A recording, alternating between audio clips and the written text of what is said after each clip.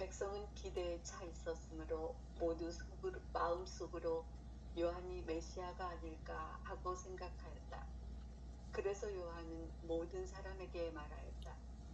나는 너희에게 물로 세례를 준다.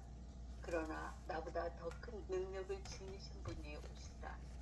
나는 그분의 신발끈을 풀어드릴 자격조차 없다. 그분께서는 너희에게 성령과 불로 세례를 주실 것이다. 또 한 손에 키를 드시고 당신의 타작마당을 깨끗이 치우시어 알곡은 당신의 곳간에 모아들이시고 쭉정이는 꺼지지 않는 불에 태워버리실 것이다. 요한은 그 밖에도 여러 가지로 권고하면서 백성에게 기쁜 소식을 전하였다. 요한이 옥에 갇히다. 그러나 헤로데 영주는 자기 동생의 아내 헤로디아 때문에 그리고 자기가 저지른 온갖 악행 때문에 요한에게 여러 번 책망을 받고 그 모든 악행에다 한 가지를 더 보태었다. 요한을 감옥에 가두어 버린 것이다. 아멘. 루카복음 3장 15절의 출발은 이렇게 백성들이 기대에 차 있었으므로 백성들의 기대는 세례자 요한을 보면서 세례자 요한이 정말 뛰어난 사람 중에 한 사람이었던 모양이 예수님도 그렇게 고백했으니까 사람의 아들 중에 사람의 몸으로 난 사람 중에 요한보다 더 큰 사람은 없다라고 할 만큼 많은 사람들이 따랐고 많은 사람들이 요한의 설교에 아주 감탄하고 꽤 많은 당대에 보면 실제로는 요한을 따르는 사람들이 예수님은 사실은 당대에 몰랐으니까 요한을 따르는 사람들이 워낙 많아서 사람들은 구약에 예언된 메시아가 요한이 아닐까 하는 생각으로 마음속으로 그런 생각을 가졌다는 거 아니에요. 그러니까 백성들이 요한에게 어떤 기대를 가지고 있었다는 거예요. 그 얘기는 마음속 기대라고 하는 건 요한이 나를 구해주는 구세주가 아닐까? 구세주란 구원자를 얘기하잖아요. 메시아라고 하는 건 우리를 구해줄 분이 바로 저분이 아닐까라는 생각을 한 거죠. 우리의 삶 속에서도 어떤 힘들고 어려운 일이 생기면 어떤 생각을 해요? 누군가가 나를 도와주어서 나를 이 어려움으로부터 해결해 줄 사람들이 있으면 참 좋겠다. 보통 그 여자들이 시집간 이유가 지 혼자 해결 못하니까 남자를 만나면 지 인생 풀려질까 구세주 만나는 기분으로 시집간다 그러잖아. 내 인생 풀릴까 그렇게 해서 시집가다가 아주 큰 코 닥치지. 코 딱 깨지. 자기 기대를 채워줄 그 누군가를 찾는 게 그러니까 인간은 끊임없이 어떤 나를 구해줄 그 누군가가 있을 거다. 이게 인간의 본능 같아. 그런 생각 안 들어요? 그러니까 실제로 이제 예수 그리스도가 이 땅에 오셔서 해주시고 싶은 말이 있어. 그건 어려운 말이 아니야. 스페셜한 특별한 어떤 것이 너를 구해줄 거다라고 하는 게 구약의 예언이 아닌 거야. 그리고 메시아로서 오신 예수의 복음도 그게 아니야. 특별한 스페셜한 어떤 게 와서 너를 구해주는 게 아니라 네가 너 자신을 구원할 수 있다. 너에게서 그 해답이 있다. 네가 곧 구원자다. 네 안에 구원자가 있다. 이 사실을 읽어요. 그런데도 우리 인간 안은 뭐가 있어? 내면에 어떤 특별한 사건이 생겨서 복권에 당첨돼서 또는 어떤 좋은 일이 생겨서 내게 그 그 로또 복권 하나 땅 당첨되면 한 끼에 내 인생 끝내줄 수 있어. 이런 이미지들이 우리 인간의 심정 중에 하나인 거야. 그래서 어떤 특별한 상황을 보면 우와 저 사람 대단하다. 대단할 것 하나도 없사니. 진짜 대단한 건 뭐예요? 내 안에 대단함이 있어. 내 안에 나를 구원해 줄 자가 있어. 그걸 불교에서는 뭐라고 하냐면 자등명 법등명이라고 그래. 자기 자신을 섬으로 삼아라. 자기 자신을 등대로 삼아라. 진리를 섬으로 삼아라. 진리를 등불로 삼아라. 지금 여기 이 순간 이렇게 살아있는 이것이 진짜 진리다. 텅 비어 있으면서 모든 것을 알아차리는 이게 구원, 이게 메시아고 이게 구원. 그걸 말씀해 주시기 위해서 오신 분이 바로 예수 그리스도거든요. 당대에 백성들이 그런 기대, 그러니까 이 백성들의 기대는 우리 인간의 기대와 똑같은 거예요. 그렇죠? 우리 뭐 기대하고 있잖아. 그 어떤 사람 만나면 나를 기대하다가 떨어진 사람들이 많거든. 내가 최민석 신부가 그 뭐 좀 대단한 사람인 것처럼 글을 쓰는 것 보니까 글을 참 잘 쓰네. 또 저 양반이 가지는 그 삶의 형태를 보니까 남들보다 좀 남다르고 특별하네. 그리고 나한테 와. 그리고 접근해서 본데 별것 없네. 똑같네. 지난해나 똑같네. 이거 발견하면 톡 떨어져. 그죠? 나는 그렇게 그렇게 신부에게 접근해서 떠나간 사람들 꽤 많이 봤어.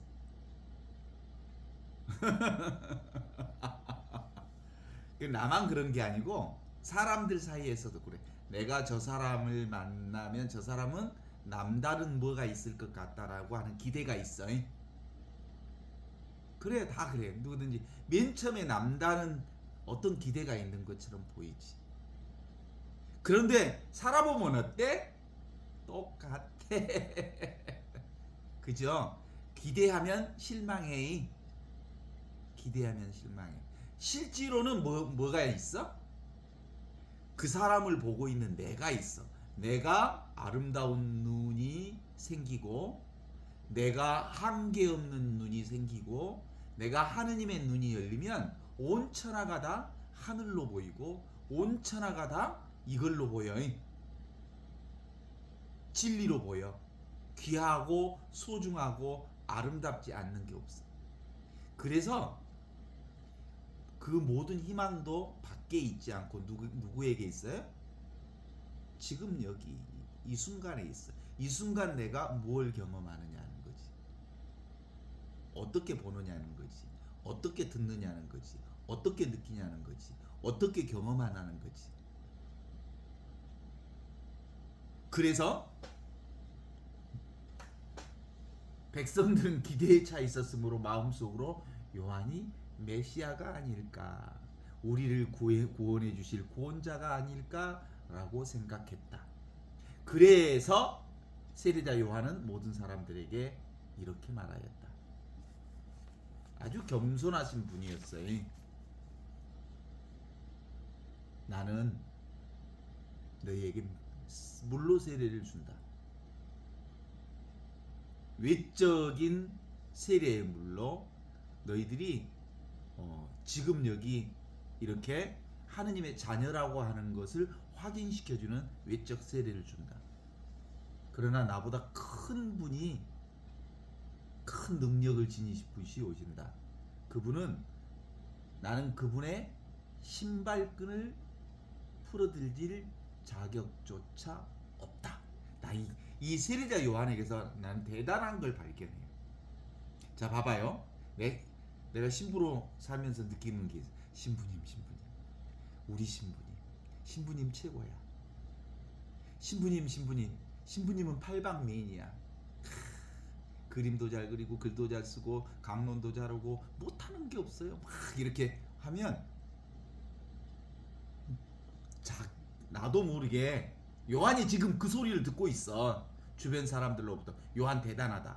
요한이 메시아일지도 모른다. 요한은 정말 최고다. 그리고 요한만큼 대단한 사람은 없다. 막 주변 사람들이 이러면 무엇으로 팍 들어가냐면 메시아 컴플렉스에 빠져.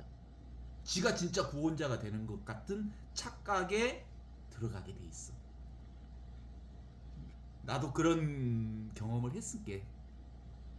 내가 뭐 대단한 사람이나 된 줄 알아. 그죠? 아주 중요한 포인트예요, 이게.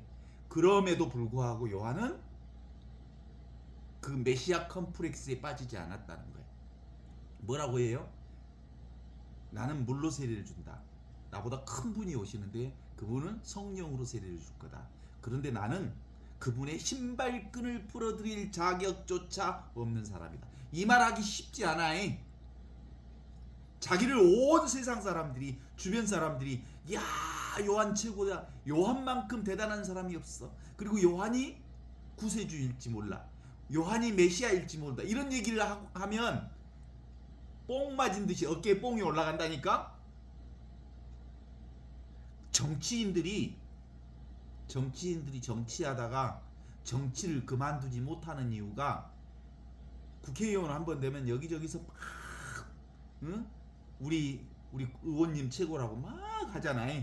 그 여기서 환영하고 저기서 환영하고 막 그러면 어깨에 뽕 들어간다고. 그 뽕 빼기가 보통 어려운 게 아니야. 나도 뽕 맞아봐서 알아. 정말이에요, 정말. 그게 그런데 그 상황에서 세례자 요한이 나는 그분의 신발끈을 풀어드릴 자격조차 없다라고 말하는 이 모습은 세례자 요한이 정말 이것이 내가 아니라는 거 안 거예요. 육신이 내가 아니고 내 생각이 내가 아니고 나는 따로 없다는 거 안 거예요. 이 육신은 보잘것없는 거야. 진짜 나는 이거야, 이거. 응? 그분이 오실 거야. 그분이 지금 여기 이 순간 살아계신 하느님의 현존, 성령, 내면의 변화가 생기면 너희들이 그걸 볼 거다. 그게 그리스도 예수를 만나게 될 거다. 지금 여기 이렇게 살아있는 하느님을 만나게 될 거다. 그것에 비하면 이 육신은 껍데기에 불과하다. 이거 안 거요. 와, 이건 그냥 보통 말이 아니라니까. 정말 깨달은 사람만이 할 수 있는 얘기라니까. 그죠? 왜? 실제로 세례자 요한은 회개한 사람이야. 메타노이아가 뭔지 개별적 존재로 살다가 이 개별적 존재인 육체적 존재, 이 몸뚱아리는 내가 아니다. 나의 생각은 내가 아니라는 것을 안 거야. 그리고 지금 여기 이 순간 살아있는 하느님에 의해서 산다는 걸 안 거야. 그러니까 근본적으로 우리가 계속 공부했던 바대로 얘기하면 뭐예요? 내가 사는 게 아니라는 거 안 거죠. 이 육신이 사는 게 아니라는 거 안 거죠. 뭐가 살아? 삶이 나를 산다는 것을 정확하게 깨달아 안 사람이어서 이 육신을 가지고 너희들이 뭐 메시아니 어쩌니 이런 얘기 하는데 이 몸뚱아리를 가지고는 그분의 신발끈을 풀어드릴 자격조차. 이때 말하는 그분이라고 하는 건 예수 그리스도를 얘기하는 건데 예수 그리스도의 육신을 얘기하는 게 아니라 영원한 생명을 가진 영원한 생명 그것에 비하면 이 육신은 하잘것없는 거라 이거지. 신발끈을 풀어드리는 걸 뭐라 그래? 종이라고 그러잖아. 종. 그죠? 종. 노예.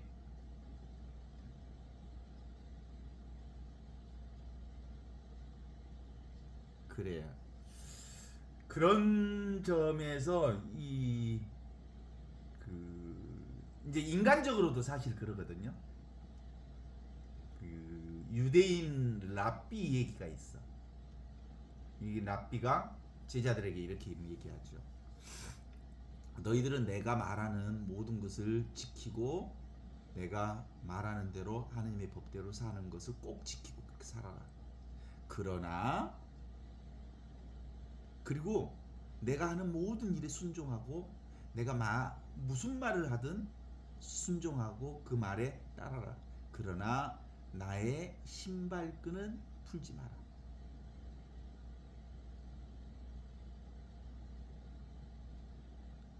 그 얘기는 자기와 함께 공부하는 제자들을 종이라는 방식으로 무시하지 않았다는 거예요. 훌륭한 납비죠? 동등한 친구, 함께 공부하는 도반, 그렇게 여겼다는 거지. 우리 이제 권력계나 좀 가진 사람들은 조심해야 될 부분이 이거거든요. 메시아 컴플렉스. 네, 메시아 컴플렉스.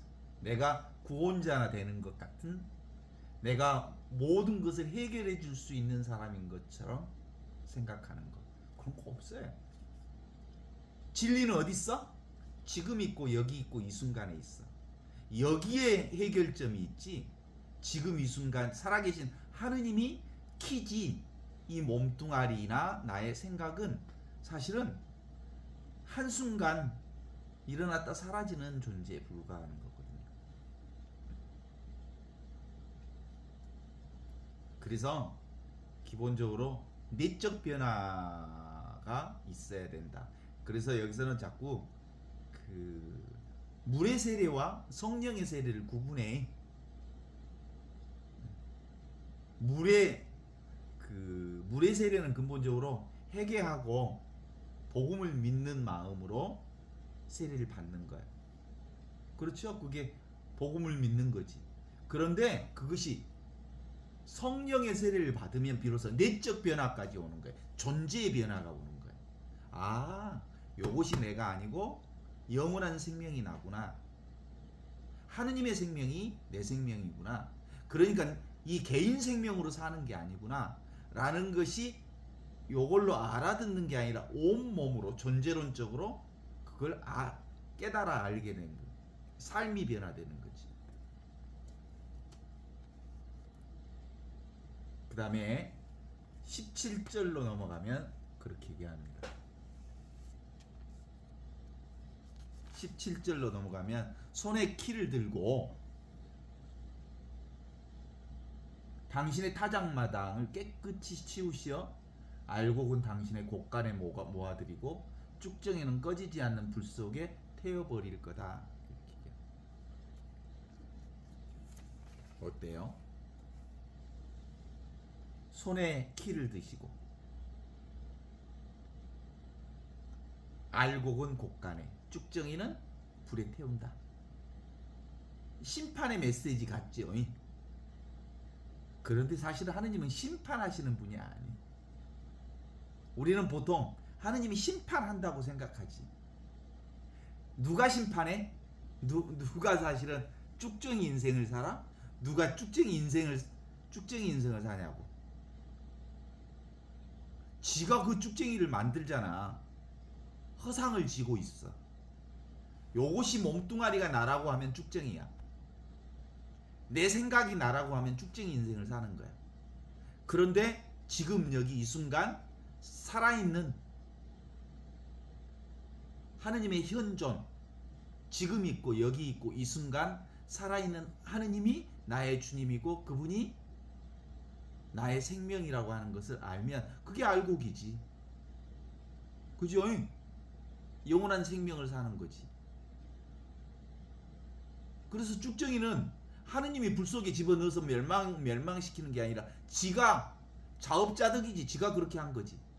누가 자기 아들을 불 속에 집어넣을 하느님이 어디가 있겠어. 그죠? 지가 불 속에 들어가는 불나방이지. 불나방. 우리 인간은 근본적으로 심판이 하느님으로부터 온다고 생각하면 안 돼. 하느님은 끊임없이 우리를 구하러 오셨지. 끊임없이 우리를 살려주러 오셨지.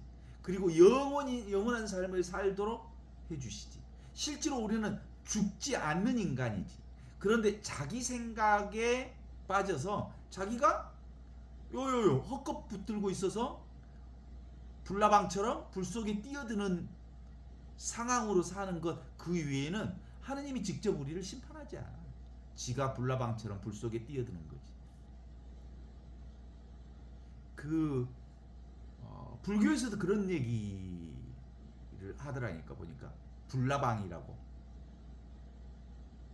지금 우리가 살고 있는 이 세상을 불타고 있는 집에 불타고 있는 집이라고 그래. 불타고 있는 집. 빨리 나와야 돼. 그럼 안 나오면 죽어버려.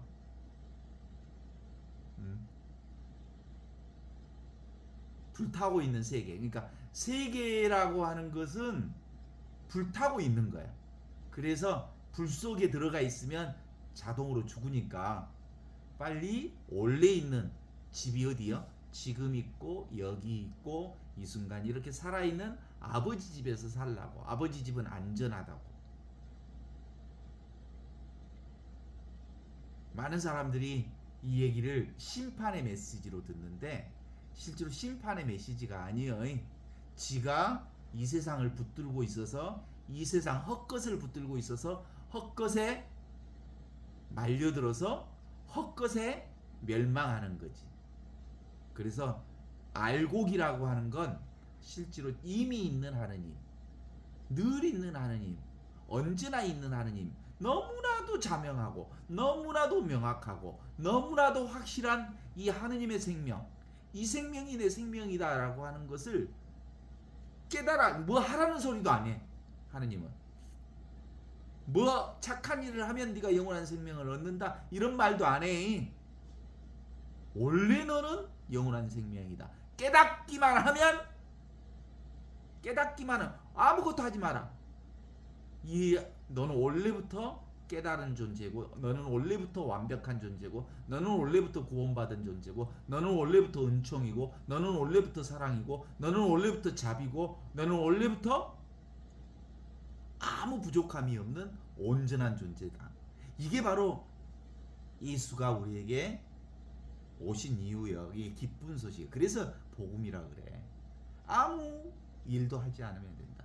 지금 네가 생각하는 것, 네가 붙들고 있는 것, 그거 다 헛것이다. 불나방처럼 불 속에 뛰어들지 말고 그냥 원래부터 너는 그거 붙들지 마. 헛것이라고 하는 거, 불나방이라고 하는 거 알기만 하면 불나방으로 안 뛰어들 거 아니냐. 불로 안 뛰어들 거 아니냐. 이런 얘기지. 그런데도 지금 요것을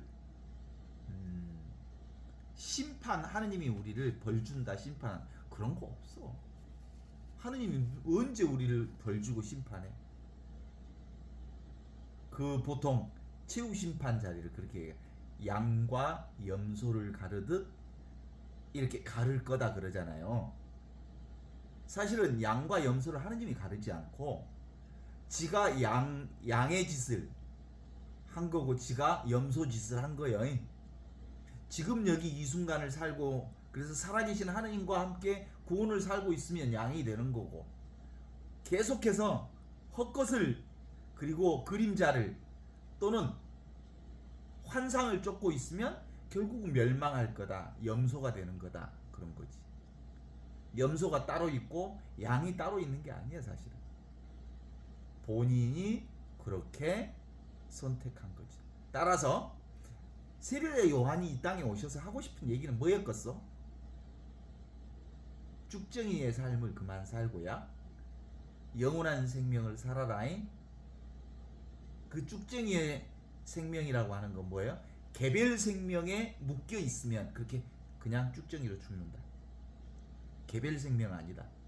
전체 생명, 영원한 생명, 지금 있는 생명, 여기 있는 생명, 이 순간에 있는 생명, 이렇게 펄펄펄펄 살아있는 생명, 인티미티, 너무나도 친밀하고 너무나도 분명하고 너무나도 자명한 이렇게 숨쉬는 생명, 이 느끼는 생명, 이게 영원한 생명이다. 이 얘기를 하는 거죠. 그게 광야에서 외치는 소리, 세례자 요한의 복음이에요. 동의하십니까? 하느님의 현존을 믿어라. 그러면 알곡이고, 하느님의 현존을 믿지 않으면 네 생각대로 살면 쭉정이 인생을 산다. 이런 얘기를 하는 거죠. 18절로 넘어가면 요한은 그 밖에도 여러 가지 공고를 하면서 백성에게 기쁜 소식을 전하였다. 이렇게 얘기하죠. 그 밖에도 이건 지금 핵심적인 얘기 몇 개만 이렇게 뽑아놓은 거예요.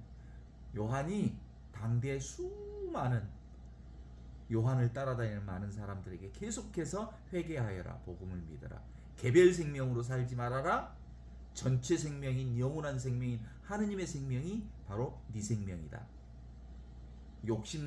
지 욕심대로, 지 생각대로, 지 의지대로 내가 산다고 깝죽거리지 말아라.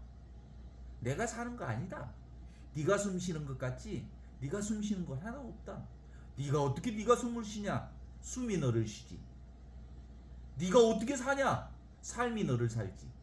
네가 뭘 들어 듣기는? 응? 네가 어떻게 들어? 지금 여기 이렇게 생생하게 살아있는 하느님의 생명이 듣고 있는 거지. 그죠? 네가 뭘 맛보기는 혓바닥으로 맛본다고? 이것이 맛보지. 뭘 통해서? 혓바닥이라고 하는 도구를 사용해서.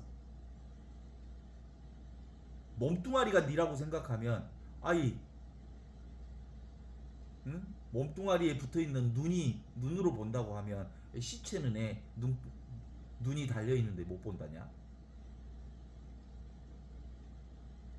왜 시체는 못 봐? 눈이 달려있는데 생명이 없으니까 못 보잖아. 그러니까 생명이 나라고, 영원한 생명이 나라고. 그죠? 너무 분명하지 않습니까? 그런 얘기를 계속해서 요한이 했다라는 얘기를 공고하면서 백성들에게 이 기쁜 소식이라고 하는 것, 지금 있고 여기 있고 이 순간 살아있는 하느님을 믿어라. 하느님의 현존을 믿어라. 그리고 바로 세례를 받고 회개하고 세례를 받아라. 이런 얘기 한 거죠. 이게 바로 광야에서 외치는 이의 소리예요. 텅 비어 있는데 모든 것을 듣는 이 침묵의 소리를 들어라. 네가 듣는 게 아니라 침묵이 듣는 거고, 소리 없는 소리가 듣는 거고, 경험 없는 경험이 경험을 하는 거고, 느낌 없는 느낌이 느낌을 느끼는 거고. 그죠? 모양 없는 모양이 온갖 모양을 다 보는 거고, 그 모양도 없고 느낌도 없고 소리도 없고 맛도 없고 아무것도 없는 것이 모든 것을 보고 듣고 느끼고 맛보고 다 한단 말이지. 이게 뭐냐 이게 전체 생명이지. 영원한 생명이지. 이 영원한 생명이 보고 듣고 느끼고 아는 거지. 네 생명이 그런다고. 네 개별 생명이 보고, 네 개별 생명이 듣고, 네 개별 생명이 밥 먹고 그런다고? 네 개별 생명이 소화를 하냐? 그런 얘기를 한 거죠.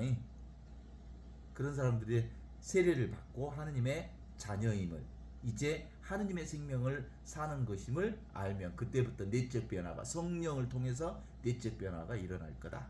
그런 거예요.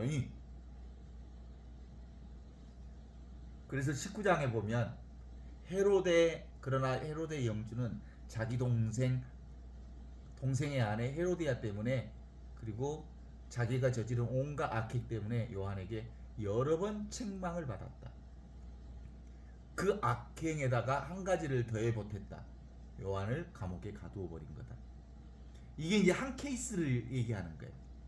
헤로데와 헤로디아의 얘기를 통해서 이 헤로데가 자기 동생의 아내인 헤로디아를 아내로 취한 거야. 누구를 위해서 그런 거예요?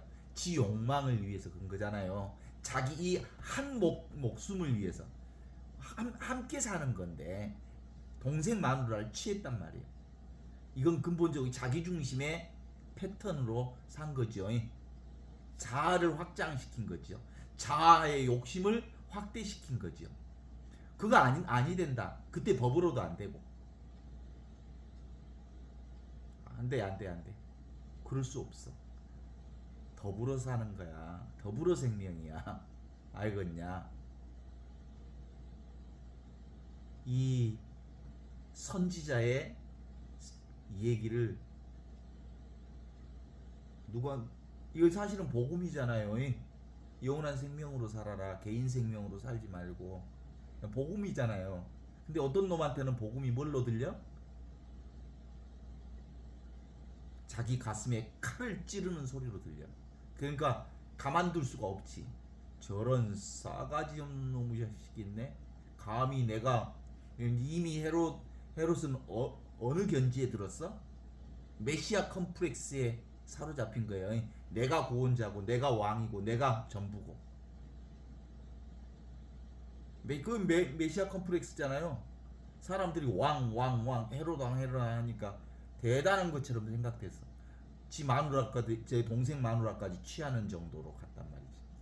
이게 한 케이스를 얘기한 거예요. 거기다 보태서 애언자를, 선지자를 감옥에 가두어 삐딱 여기까지 간 거지.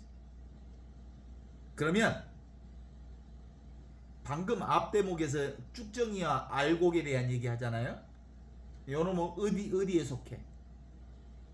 완벽한 쭉정이에 속하는 한 케이스를 얘기하고 있는 거잖아요. 이때 그러니까 요한 그때 당시에 헤롯만 그랬던 건 아니고요. 당대의 많은 사람들이 이 쭉정이 인생을 살고 있는 것을 본 거죠. 이 헤롯의 타락상이 곧 그 당시에 백성들의 타락상과 하나로 연결되었다는 것을 볼 수 있죠. 기본적으로 진리 앞에서, 하느님의 진리 앞에서 세속 권력의 핵심은 뭐예요? 끊임없이 자화 확장을, 에고 확장을, 욕심의 확장을, 자기 자신을 확장시키는 것이 우리 사회의 키잖아요. 키. 재산 늘리고, 그리고 에고를 확장하고, 잘났다 그러고, 성취했다 그러고, 많은 거 가졌다 그러고, 명예를, 자기 이름을 날리려고 하고, 그게 세상살이 아니겠어요? 진리 앞에서 세속 권력과 진리는 충돌할 수밖에 없는 거죠. 그것이 요한이 세속 권력과 충돌하게 된 계기죠. 하느님의 진리는 세속 권력과는 충돌할 수밖에 없습니다. 그리고 실제로 지금 여기 이 순간 살아있는 하느님의 현존을 산다 하더라도 그것이 실제로 자기 이 공부가, 영적인 공부가, 이 신앙생활이 자기 에고를 확장시키는 데 쓰는 신앙생활이 많아요. 그죠? 내면의 평화. 그런데 이 진리는 어떤 때는 세속 권력과 충돌하게 되어 있다, 이 얘기를 하는 거고. 그래서 우리의 온전한 신앙은 사회 정의와 연결되어 있는 거다. 왜냐하면 사회가 나와 둘이 아니거든요. 그죠? 우리 대한민국이 12.3 계엄 이후에 6개월 동안 함께 움직였던 것은 모든 사람들이 똑같은 이 생명으로 어떻게 국민의 대표이고 대통령이 국민의 가슴에 총을 겨룰 수가 있느냐, 이건 아니다 라고 이렇게 함께 말할 수 있게 하는 한 생명의 그 무엇이 있었던 거지. 그래서 하느님의 진리는 늘 세상 가치와 타협하지 않는다. 그죠? 세상 가치와 타협하지 않는 거지. 자기 확대 재생산하지 않는다. 자기를 인정받기 위해서 신앙생활을 하거나 자기 가족을 확장시키거나 재산을 그러기 위해서 신앙생활을 하는 거 아니거든.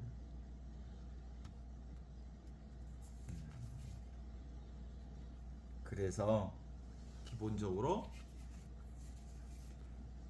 이 요한은 근본적으로 이 회개의 세례를 우리에게 선포하면서 자기 스스로가 하느님 나라의 깨달음을 사람들에게 전파했다라고 볼 수 있죠.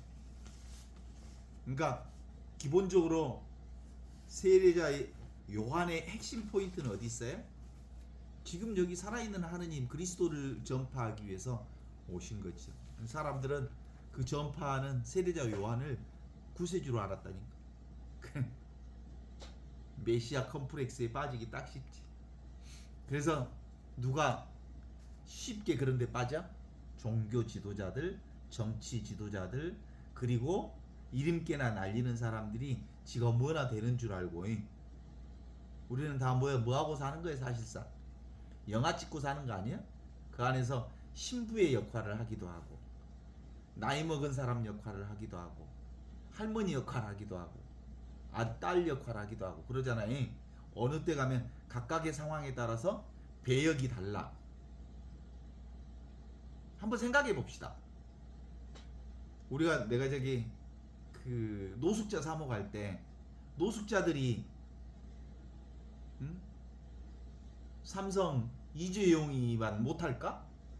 삼성 이재용이는 뭔 역할을 하는 거예요? 대기업 사장 역할, 배우 역할을 하는 거고 노숙자들은 이 세상에 와가지고 뭔 역할을 한 거예요? 노숙자 역할을 할 뿐. 실제로는 똑같은 하느님의 생명을 사는 거예요. 아무 차이도 없어. 역할, 배역의 차이가 있어. 나는 지금 여기서 나에 합당한 내게 맞는 어떤 배역의 역할을 할 뿐, 실제로 나는 하느님의 생명을 사는 거고 그 누구도 다 똑같은 하느님의 생명을 살면서 역할, 배역이 다를 뿐이다. 이렇게 보면 내가 노숙자라고 해서 기죽을 이유도 없고 내가 늙은 할매라고 해서 기죽을 이유도 없고 나 지금 할매 역할하고 있다. 니는 지금 젊은이 역할하고 있지. 그러나 젊은이 역할을 하고 있는 네 생명이나 나는 할매 역할을 하고 있는 내 생명이나 똑같은 하느님의 생명을 살고 있는 거다. 그저 영화를 찍는 과정에서 배역이 다를 뿐이다. 같은 하느님의 생명을 살면서. 그러면 기죽지 않는다고. 그런데 지금의 이 몸뚱아리를 나라고 동일시하니까 누가 나를 뒷담화 때리면 기분이 엄청 나쁘지. 그런데 그 뒷담화 때리는 것도 그 영화와 연극의 극중에 그런 역할을 하고 있을 뿐이야. 그런 역할을 하고 있을 뿐이지. 그런 얘기. 리오왕 역할을 했던 연극 배우가 자기가 완전히 리오왕이 된 거야. 그런데 연극할 때는 리오왕이지만 연극이 끝나면 뭐예요? 그냥 나로 돌아와야 되잖아. 근데 집에 와서도 리오왕으로 마누라한테 명령을 하고 그래. 그러면 마누라가 가만 놔두겠어? 너 미쳤나? 그런 거예요. 그런 거. 우리는 이 세상에 살면서 어떤 역할을 할 뿐, 그 역할하는 그놈이 나는 아니야. 맞죠? 나 아니요. 내가 신부 역할을 할 뿐 신부가 나는 아니라고. 나는 그저 지금 여기 이 순간을 살아가는 하느님의 생명을 사는 이 생명을 사는 나라고. 진아는 하느님의 생명이 나라고. 그래서 세례자 요한이 그 외쳤던 것은 그런 외침이에요. 사실은 이 개별 존재가, 개체 존재가 나는 아니다. 그래서 나는 특별하지 않다. 내가 삼성의 회장 직위를 가지고 있다고 내가 특별한 것도 아니고, 내가 노숙자 생활을 한다고 쫄 이유도 1도 없다. 텅 비어 있으면서 모든 것을 아는 이것이 진짜 나다. 이게 광야에서 외치는 세례자 요한의 소리다. 이 순수의식. 성모님은 이거 뭐라고 그래? 다른 사람들이 동정녀가 잉태하여 아들을 낳으셨다. 이 동정성을 얘기하는 거예요. 이 아무것도 아닌. 오늘 어제 저기 김건희가 어디 법원에 출두했다가 나오면서 아무것도 아닌 내가, 그러면서 이제 아무것도 아닌 나라고 얘기하면서 그건 진실한 거거든요. 말은 맞아. 근데 그동안 대통령 행세를 했잖아. 그래서 지금 나는 아무것도 아니기 때문에 누구한테 지금 미루려고 윤석열이가 다 했다는 말을 하려고 대통령이 한 거지 내가 한 게 아니다 이렇게 전제를 깔고 한 거지. 실제로 우리는 아무것도 아니야. 누가 한 거야? 하느님이 한 거야. 하느님의 생명이 삶이 나를 사는 거지. 삶이 나에게 어떤 배역을 맡겨서 그 배역을 지금 하고 있는 거지. 지금 소피아가 엄마 자기 엄마 지금 그 병환을 돌보는 역할을 지금 시켰어. 그러니까 그 역할을 하고 있는 중이야. 그치? 그 역할을 성실히 하고 있는 중이야. 그런데 어머니 병환을 시중 들고 병수발을 하고 있는 그게 진짜 나는 아니야. 그냥 그 배역을 하고 있을 뿐이지. 그 배역을 성실하게 수행하고 진짜 나는 여기 있는 거예요. 어때요? 동의하십니까? 이게 직접적인 경험. 이게 인티미티라고 진짜 친밀한 맨 처음에 처음. 우리가 한번 봐봐요. 아기들 눈을 보면 아기들 눈에는 아무 생각이 없으니까 호수처럼 맑아. 텅 비어있는 눈이야. 그래서 너무너무 이뻐. 그런데 어른들의 눈은 생각이 많아서 어른들 이렇게 눈 뚝 마주치고 이렇게 눈을 마주치면 어때? 싹 피하지. 그리고 아무나 눈을 이렇게 마주봤다 빰 맞지. 네가 뭔데 나를 이렇게 똑바로 보냐? 그래. 그죠? 근데 아이들은 이제 그놈도 눈 피할 때가 뭔지 있어. 이렇게 보다가 눈을 피해. 그리고 낯선 사람 눈을 피해. 그때는 이제 누구에게 고정된 거야? 이제 자아가 서서히 생기면서 엄마 쪽에만 눈이 고정되어 있는 거예요. 그리고 엄마 쪽 아닌 쪽은 눈을 피하는 거예요. 맨 처음에는 아무 생각이 없었기 때문에 모든 사람을 다 수용하던 눈. 그 눈이 순수의식이야. 그게 본래 나의 눈이야. 나는 아무 생각이 없이 그냥 모든 것을 수용하는 눈을 가지고 있었지.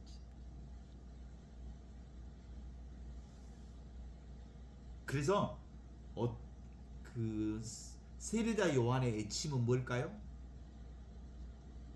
세례자 요한의 애침 뭐처럼 보여요? 이 텅 빈 눈, 이 자리로 돌아오라는 생각 없는 눈. 그 눈이 지금 있는 여기 있고 지금 있고 이 순간 이 자리는 생각이 없는 자리거든요. 이 자리로 돌아와야 하느님의 눈, 순수의식의 눈, 청정한 눈, 깨끗한 눈, 어디에도 물들지 않는 그 눈으로 사는 거예요. 그때 비로소 하느님 나라를 지금 여기서 사는 거죠. 그 눈은 오직 하나밖에 없는 눈이에요. 원래 가지고 있는 눈. 무위자연 하는 눈이죠. 이게 단일한 눈이에요. 이게 누구나 가지고 있어요. 그래서 균일하다고 그래요. 늘 있고 항상 있고 언제나 있고 누구에나 있는 균일한 눈. 그것이 전체가 다 이 한 눈으로 살아. 그래서 이게 모두의 눈. 그런데 이걸 깨닫지 못하면 자꾸 자기 생각으로 내가 산다, 내가 있다, 내가 한다 그래. 그럼 다 거짓말이에요, 거짓말. 어떻게 지가 산다고, 지가 생각한다고, 지가 소화한다고, 지가 먹은 음식을 지가 소화해? 그런 거 없어. 그래서 어린아이 때 가지고 있는 이 눈, 생각 없는 이걸 전의식이라고 그래. 전의식. 생각이 생기기 전의 의식. 분별이 없는 의식. 그런데 우리 어른들은 그렇게 할 수 없잖아요. 그죠? 그럼에도 불구하고 우리는 이 의식을 살 수 있어. 이게 바로 분별하지만 분별을 초월하는 의식. 이게 어른들은 예수님께서 말씀하시는 이 복음은 이 초의식을 얘기하는 거예요. 그러니까 얘기들은 이 전의식으로서의 얘기들은 똥오줌을 구분을 못 하잖아요. 똥인지 된장인지. 그죠? 그런데 우리는 똥인지 된장인지를 알아. 그런데 똥인지 된장인지를 아는데 그걸 초월해 있어. 알지만 그것에 끄달리지 않아. 그래서 예수님은 늘 그 얘기를 하는 거잖아요. 이 초월, 초의식 상태, 이게 동정성을 간직한 거예요. 다 안돼 그것에 붙잡히지 않는 마음. 그냥 들어, 그냥 느껴, 그냥 경험해. 그런데 그것이 좋은 경험이고 나쁜 경험이고 그런 게 없어.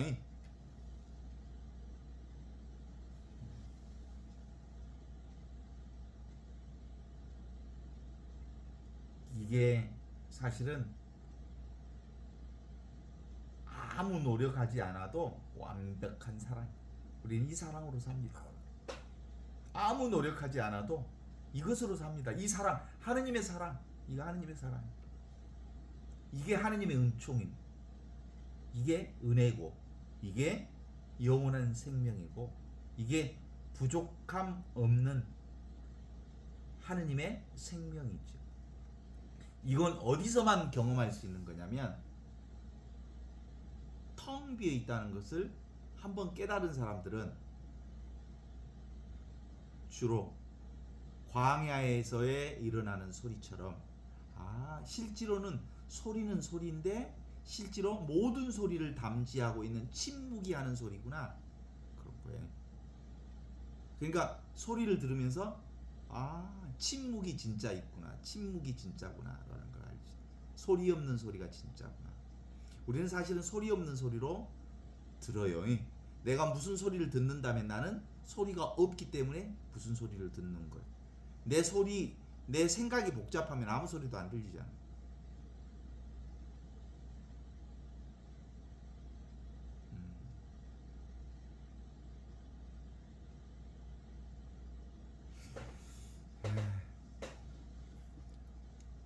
나와 세계는 본질이 뭐냐면 모든 생각의 근본의 본질이 뭐냐면 사실은 원래부터 분리되어 있지 않다는 걸 알아.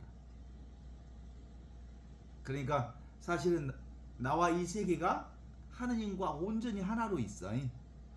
원래 생명과 하나로 있어. 그런데 나와 세계는 변화되지만 그 나와 세계를 경험하는 이 하느님의 생명은 변화되지 않아. 그래서 이제 온전한 합일감으로 있으면 하나됨으로 있으면 모든 걸 쓰되 집착하지 않게 되는 게 바로 그런 거지. 나는 가끔 그런 생각, 내가 신학교 때 진짜 큰 체험을 했다 그러면 너 뭔 체험, 신앙 체험을 한 거 있냐 물어보면 한번 착각한 적이 있거든. 기숙사 생활은 지금 내 방에도 걸어놓은 이 성모님 상이 있어. 내 책상 앞에다 이렇게 크게 걸어놨는데